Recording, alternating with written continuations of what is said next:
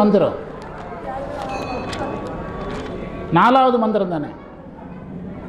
மான்னேர் நோக்கி மணவாளா, அம்மையை பார்த்து சொல்றார் மாணிக்க வாசகர், உன்னுடைய கண்கள் எது மாதிரி இருக்குது?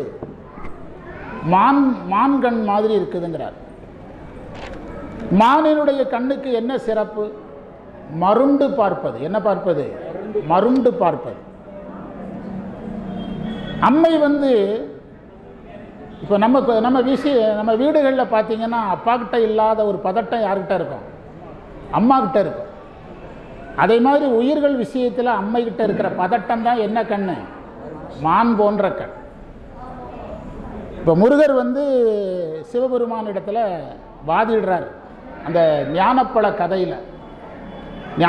கதையில் முருகர்கிட்ட யார் விளையாடுறா? சிவபெருமான் விளையாடுறார். அப்போ முருகர் என்ன சொல்கிறாரு? இந்த விளையாட்டையெல்லாம் அவர் யாரிடத்தில் வைத்துக்கொள்ள வேண்டும்? அடியார்களிடத்தில் வைத்துக்கொள்ள வேண்டும். இந்த ரெண்டுக்கு இடையில பஞ்சாயத்தில் யார் இருக்கிறா? அம்மை இருக்கு.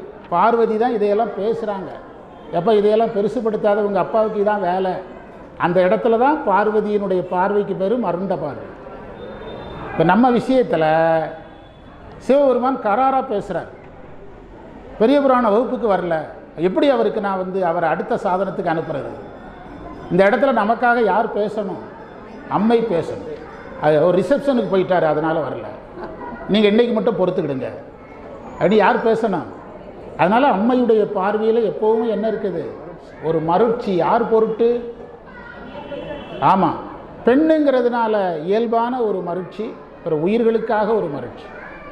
நீங்கள் மதுரை மீனாட்சி அம்மன் கோயிலுக்கு ஞானசம்பந்தர் வர்றார். வரும்போது பாண்டிய மன்னன் சமணத்தில் இருக்கான், கோயிலில் இல்லை. ஞானசம்பந்தரை வரவேற்கிறதுக்கு மங்கையர்க்கரசியார் வரணும்னா யார் கூட தான் வர முடியும்? பாண்டியன் இல்லை. அதனால் அந்த அம்மா ஒரு ஓரமாக என்ன செய்யுது?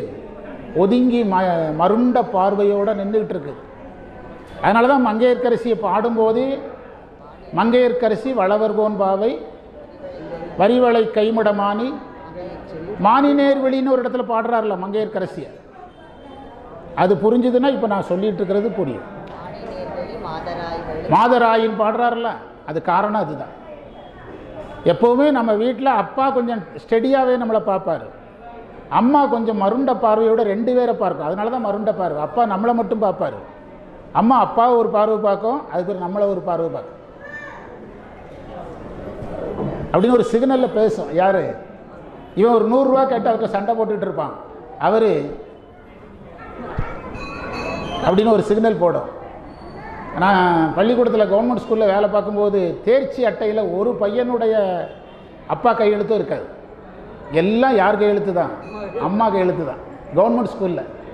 ஏடா உங்கள் அப்பா இதையெல்லாம் கேட்குறதே இல்லையான்னு ஒரு தடவை கேட்டேன். அவரே 10th ஃபெயில் ஆச்சு அப்படின்பா. அவரே 7 தானே படிச்சிருக்காரு, 6 தானே படிச்சிருக்கிறாரு. அப்படியே உங்கள் அப்பா கேட்டால் உங்கள் அம்மா என்னடா பண்ணும்னா நீங்கள் என்ன படிச்சிங்கன்னு கேட்பாங்க. யாரை யூஸ் பண்ணுறான்? அம்மாவை யூஸ் பண்ணி யார்கிட்டருந்து தப்பிக்கிறான்? அப்பாட்டிருந்து தப்பிப்பான். அதில் அந்த மருண்ட பார்வைக்கு நிறைய விளக்கம் நம்முடைய குருநாதரை வச்சுக்கிட்டே ஒரு தடவை சொன்னேன். எந்த கோயிலில்? மடத்தூர் கோயில். மானேர் நோக்கி மணவாளா, அம்மையினுடைய மணவாளனே. மன்னேனா நிலையானவன் அர்த்தம். நின்சீர் மறப்பித்து, உங்கள் புகழை நீங்கள் தான் எனக்கு மறக்க வச்சிங்கிறார். அப்படின்னா தான் மாணிக்க வாசகரை பூமியில் என்ன செய்ய முடியும்? பிறக்க வைக்க முடியும். சுந்தரரை கைலாயத்தில் அனந்திதை கமலினியை பார்க்க வைக்க முடியலன்னா எங்கே பிறக்க வைக்க முடியாது? பூமியில் பிறக்க வைக்க முடியாது. அந்த ஒரு நிமிடம் சிவபெருமான் தன்னை மறக்க வைத்து பெண்ணை பார்க்க வைக்கிறார். அதே நிலைமை தான் இப்போ யாருக்கு? அங்கே பெண்ணால் நடந்தது, இது இங்கே இவரே நேரடியாக செய்கிறார். மறப்பித்து என்ன நீங்கள் மறக்க வச்சிங்க? ஊனே புக. இறைவனை மறந்தால் என்ன உண்டு? பிறவி. ஊனே புகனா உடம்பு. என்னை இந்த உடம்பில் செலுத்தி பிறக்க வச்சுட்டீங்க. என்னை நூக்கி, திருநாவுக்கரசர் தேவாரத்தில் நூக்கிங்கிற வார்த்தை இருக்குது. அந்த என்னது?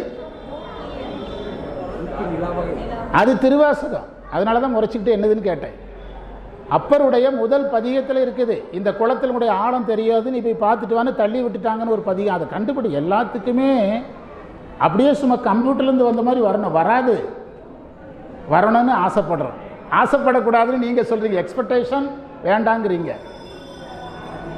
அந்த சமணத்தில் என்னையை தள்ளி விட்டாங்கன்னு ஒரு பாட்டு பாடுறார். நான் நின்றுக்கிட்டு இருந்தேன், ஆழம் பார்த்துட்டு வான்னு தள்ளி விட்டுட்டாங்கன்னு பாடுவார் முதல் பதிகத்தில். நோக்கினா தள்ளின்னு அர்த்தம். என்னை இந்த உடம்புக்குள்ளே யார் தள்ளிட்டா? இறைவன் தள்ளிட்டார். உழலை பண்ணுவித்து, உழலைன்னா அலைய, இந்த உலகத்தில் என்னை அலைய வச்சிங்க. ஆனால் அடியேன் அறியாமை, இனி இந்த உலகத்தில் அலைய வச்சிங்க. 2 வரைக்கும் என்ன பொருள்? நீங்கள் மான் போன்ற பார்வையுடைய உமை மணாளனாக இருக்கிறீங்க. உங்கள் புகழை தான் நான் நினச்சிக்கிட்டு இருந்தேன். என்னையை மறக்க வச்சதே யார் தான்? நீங்கள். எதுக்குன்னா பூமியில் பிறக்க வைக்கணும், திருவாசகம் எழுத வைக்கணும். அப்படின்னா என்ன அர்த்தம்? சிவனை மறக்க வைக்கணும். நீங்கள் மறக்க வச்சு நீங்கள் பூமியில் பிறக்க வச்சிங்க. நான் பூமியில் அலைஞ்சிக்கிட்டு இருக்கிறேங்கிறார். பூமியில் என்ன செய்துக்கிட்டு இருக்கிறேன்? அலைந்து கொண்டு இருக்கிறேன். உங்ககிட்ட இப்போ ஒரு கேள்வி மட்டும் கேட்குறேன்னு கேட்குறாரு, சிவபெருமானை பார்த்து கேட்குறார். ஆனால் அடியேன் அறியாமை, நீங்கள் என்னைக்கு வரப்போகிறீங்க? என்னுடைய அறியாமையை நீக்க போகிறீங்க. நீங்களே இதையெல்லாம் கண்டுபிடிச்சி என்னைக்கு அருள் செய்ய போகிறீங்க? இப்படியே நான் கேட்டுக்கிட்டே இருக்க வேண்டியதுதானா? நீங்கள் அருள் என்னைக்கு செய்ய போகிறீங்க? இதான் அடுத்த 2 வரைக்கும் அர்த்தம். அறியாமை நீக்கி அருள் தருவது என்று கேட்பதே எனக்கு வேலையாக விதித்து விட்டாயா? என்னைக்கு வருவீங்க? அறியாமை எப்போ போக்குவீங்க? எப்போ வருவீங்க? எப்போ அருள் செய்வீங்க? அப்படி கேட்குறதையே எனக்கு வேலையாக வச்சுட்டீங்களேன்னு நொந்துக்கிட்டு பாடுறார். பாருங்கள், இப்போ படிங்க, புரியும். விளக்கம் பிறகு பார்க்கலாம். ஆனால் அடியேன் அறியாமை அறிந்து நீயே அருள் செய்து கோனே கூவிக்கொள்ளும் நாள். கோனேனா தலைவனே, கூவிக்கொள்ளும் நாள்னா அழைத்து கொள்ளும் நாள். என்றென்று உன்னை கூறுவதே, என்னைக்குன்னு நான் சொல்லிக்கிட்டே இருக்க வேண்டியதுதான். கூறுவதே அப்படின்னா இப்போது என்று முறையிடுகிறார்னு முடிக்கிறாங்க. அது சரியான பொருள் என்னென்னா, நான் கேட்டுக்கிட்டே இருக்கிறேன், நீ எனக்கு அருள் செய்யலை. எப்படி அருள் செய்ய முடியும்? திருவாசகம் பாடி முடித்தா தானே கூப்பிட முடியும். எத்தனை பதிகம் பாடணும்? 51 பதிகம் முடிவு வரைக்கும் வெயிட்டிங் லிஸ்ட்டில் போட்டிருக்குது. இவர் அழுகிறார், நீங்கள் எப்போ கூப்பிடுவீங்க, இப்படியே நான் கேட்டுக்கிட்டே இருக்கிறது எனக்கு வேலையாக போச்சான்னு கேட்குறார். இதை நம்ம விரிவாக அடுத்த வகுப்பில் பார்க்கணும். நேரம் கருதி நிறைவு செய்கிறோம். ஒரே ஒரு தேவாரம் உதித்காசன் பாடினான்னா நம்ம அந்த தேவாரத்தையே பாடு. நான் எடுத்துட்டியா? எடுக்கலையா? நெட்டுக்கால் பாவம். நெட்டு இல்லைன்னா தான் அவன் தான் என்ன செய்வான், விடுங்க. ரொம்ப விரட்டினோம்னா வரமாட்டான் சார் வகுப்புக்கு. எதுக்கு எடுத்தாலும் அதையும் இதையும் கேட்குறானோ, நான் வரல, வகுப்புக்கே போகலன்னு தான். அந்த தேவரம் ஏதோ ஒரு தேவரம் பாடு. ஏதோ ஒன்று பாடு. கருமுதல் திருவரை என்கிட்ட இல்லை, சொற்றுணை வேதியன் பாடு. சொற்றுணை வேதியன் சோதி வானவன் ஒற்றுணை தீருந்தடி பொருந்த கை தோழ. சொற்றுணை வேதியன் சோதி வானவன் ஒற்றுணை தீருந்தடி பொருந்த கை தோழ. கற்றுணை கடலில் பாய்ச்சினும் நற்றுணையாவது நமசிவாயவே.